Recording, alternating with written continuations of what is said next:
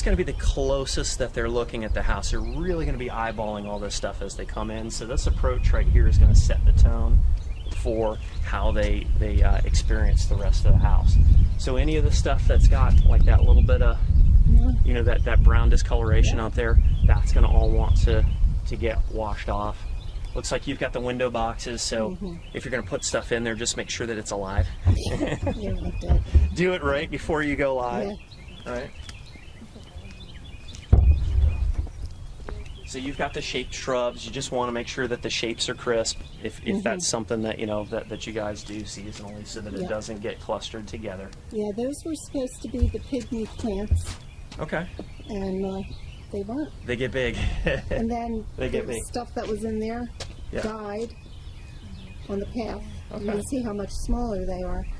Those actually are the pygmy plants. Okay. Well, it's by no means overgrown. So you don't have a problem here. Let's put it that way. You just, as you're getting ready, now I would do it the very last thing before you go live, because Mother Nature is just going to come back at you. Yeah. So do it right before you go live, but this is where you would shape everything up. The nice thing is that you left this huge gap, so you don't have to worry about shrubbery up against the side of the house. That would end up coming up on home inspections, because that's a conduit for bugs and things like that to get into the house, right? Okay, good. So you've removed your screens and things like that. That actually will look good for photos. You'll get the nice clean look on the windows, so that's good. And you just have the same kind of stuff going on with the discoloration on the...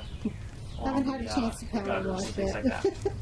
What's that? I haven't had a chance to power wash yet. Yeah, well, and this is the stuff that nobody ever does until they put the house on the market. I mean, I live in a real house too, and I had the same things.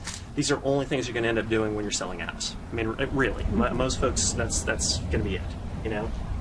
All right, so moving on. The door.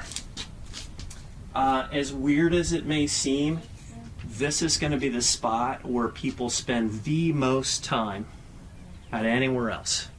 And the reason is simply because of the lockbox. You know, if you can picture, you're going to have a real estate agent, and you're either going to have an individual or a couple or maybe even a family, so you got 3 or 4 people out here.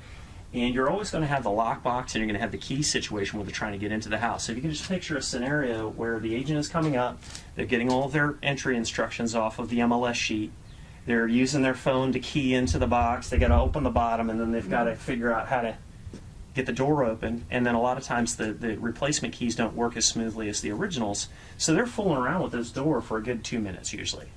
Right?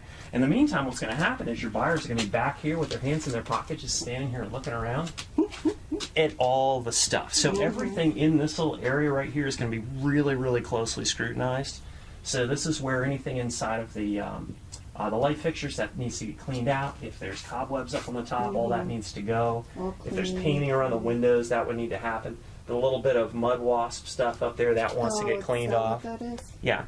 And you guys probably don't use this to enter the house, right? So this kind of gets forgotten by most folks, but for showing a house, this is where the buyers are going to hang and really, really, really look close. So this, when you see all the stuff, on all the DIY shows, and they talk about the power of the front entry, that's why.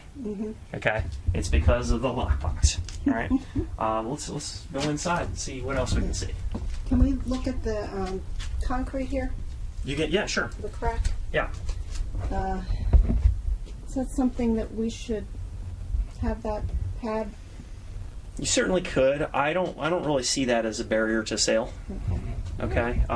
These cracks are just so small, and they're not offset or anything like that. I have a feeling that most people would actually just look right past this. And if you were to try to go so far as to patch this stuff, I think it would actually make it more noticeable. Now, if this was unlevel, or if it was a tripping hazard, or if it was something where you've got big gaps in there, then I would say, yeah, let's go ahead and do something with that. But these, you get concrete cracks. You could be forever trying to chase down all the cracks on concrete, and you just don't need to go that far in most cases.